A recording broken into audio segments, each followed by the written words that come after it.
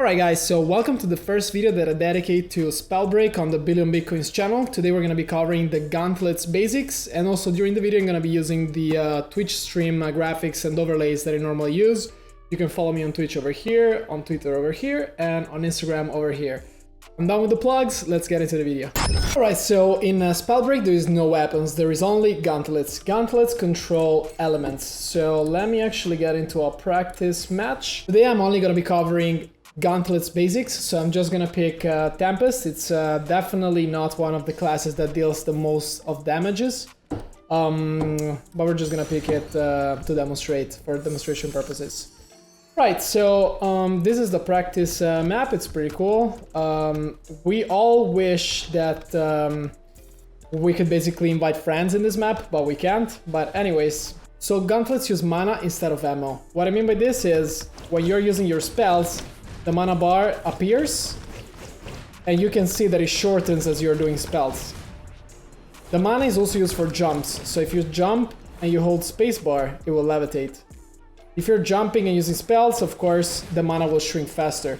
And so while gauntlets and jumps use mana, runes, like the flight rune for example, and your skills, like the Q that I have equipped right now, that is a tornado, or the E that I just equipped with stone, which will do a rock that you can throw, do not use mana. For example, if I just fly right now, you can see that there is no mana, there is only the circle around the skill that will just start cooling down and I can reuse it right after.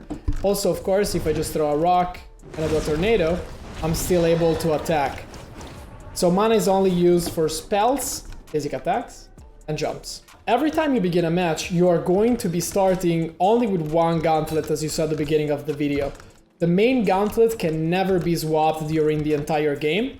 You can only swap the other gauntlet that you have not picked up yet. So for instance, now I'm swapping them right now, and you can see that I'm only swapping my right hand. Now, during a game, you're going to find different type of gauntlets. Of course, there is different elements, but there is also different rarities. Kind of like in Fortnite and in Apex, you have different colors for different rarities.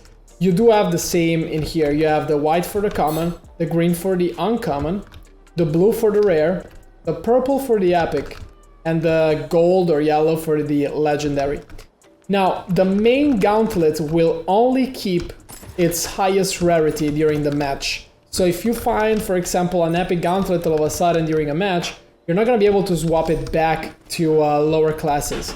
So if you have a teammate that needs your gauntlet because maybe, you know, he just wants to try something, you're not going to be able to drop it even with the click and drag. Now for the other gauntlet, in my case, I have equipped a basic lightning one.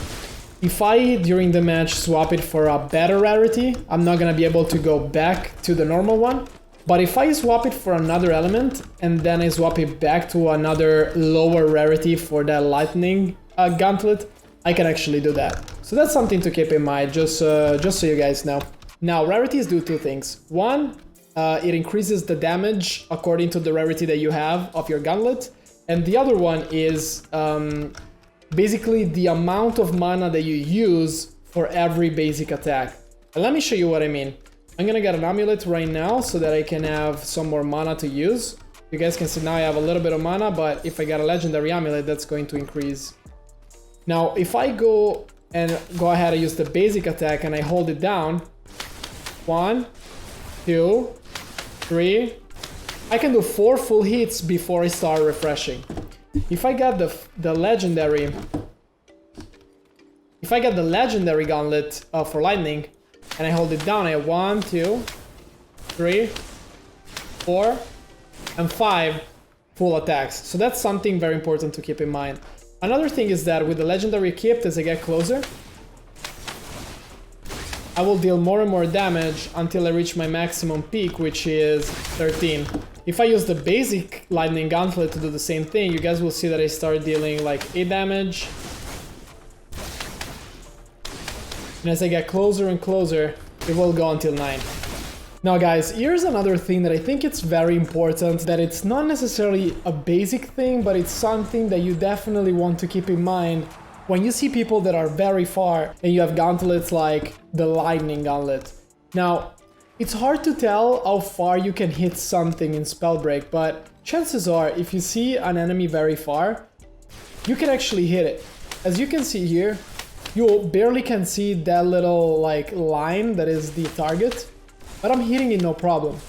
If I use wind though, I'm not gonna hit it. So that's very important because many times you're gonna be like, oh, like what hit me? And you're literally in the middle of nowhere, there is nobody around you, and somebody has hit you. Chances are they've been very precise and they have seen you, and they have just been literally peeking a little bit and just being extremely precise. This is not a video about lightning, but I'm just pointing out the fact that you need to be very precise at this game with most of the spells. Like in terms of crosshair looking at the target, you definitely need to be close, because you guys see, like, you might think, oh, I'm like hitting the guy, but like, see that I'm close? I'm not giving him any damage except if I actually touch the guy. If you have spells that are a little bit larger in terms of when they hit a target, then you should be fine by, you know, being kind of precise. That's because wind hits in a different way than lightning, so something to keep very in mind is, on top of precision, is the way that the spell will hit the target, because different spells will hit in a different way.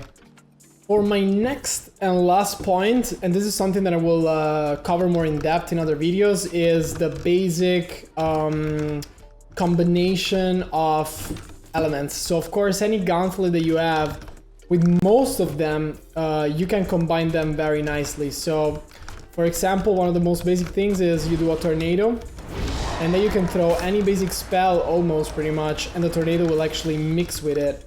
To the point where if I'm actually doing, for example, and again, this is just an example, if I do, that's cooling down.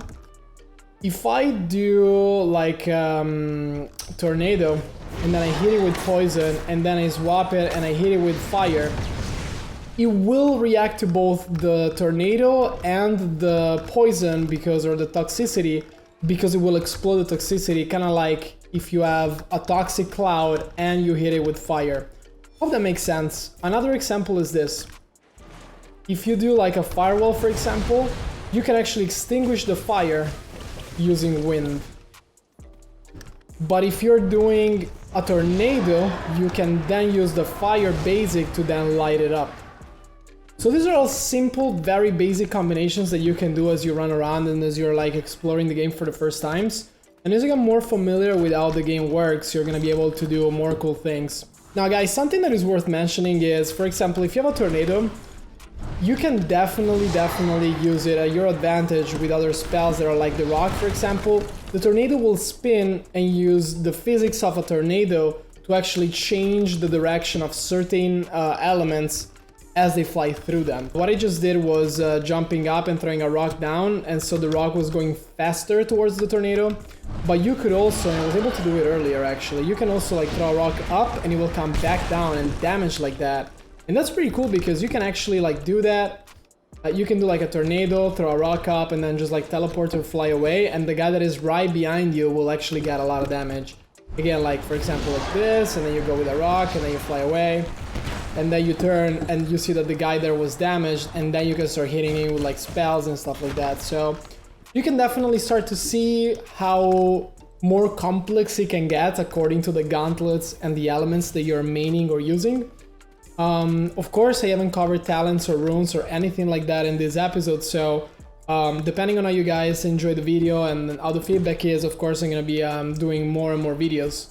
But I really hope that this was helpful for you guys and will make you a little bit of a better player even at the beginning.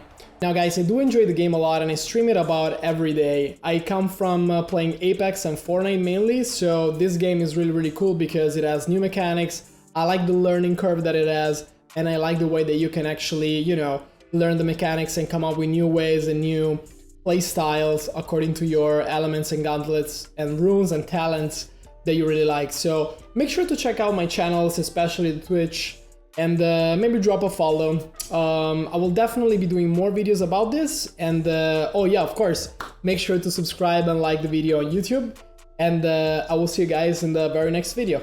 Ciao.